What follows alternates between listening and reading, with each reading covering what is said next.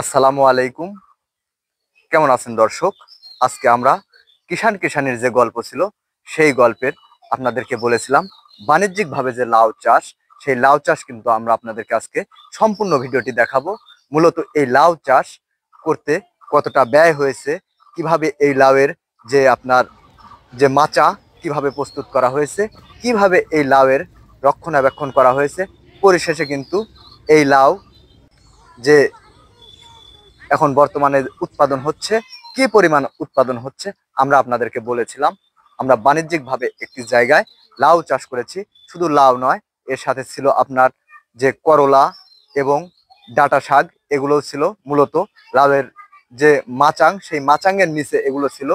কিন্তু আমাদের মূল উদ্দেশ্য ছিল এই যে লাউ, এই লাউ যে চাষ করেছিলাম, এই লাউয়ে কি পরিমাণ আপনার বেনিফিট হয়, এই চৈত্র মাসে যে লাউ চাষ করে সফলতা আসে, সে সম্পর্কে আপনাদের জানানোর চিন্তা ভাবনা আমাদের ছিল। সেটা আপনাদেরকে দেখানোর আজকে চেষ্টা করতেছি যে এই চৈত্র মাসে যে লাউ চাষটা করলে কতটা বেনিফিট, লাভবান হওয়া যাবে নাকি লস হবে এই প্রজেক্টে, সেই বিষয়ে আপনাদেরকে আমরা দেখাবো। এই লাউ কিন্তু একদিনে কিন্তু আমরা তৈরি করতে পারিনি। এখানে আপনার বিভিন্ন সময় বিভিন্ন পর্যবেক্ষণ, রক্ষণাবেক্ষণ এবং দেখাশোনা করার পরে মূলত আমরা আজকে এই পর্যন্ত আসতে পেরেছি। আমরা এখন বর্তমানে যে লাউ, আমরা কিন্তু এই লাউ এখন বর্তমানে উৎপাদন সম্পূর্ণ হয়েছে। আমরা এখন বর্তমানে লাউ বাজারজাত করতেছি।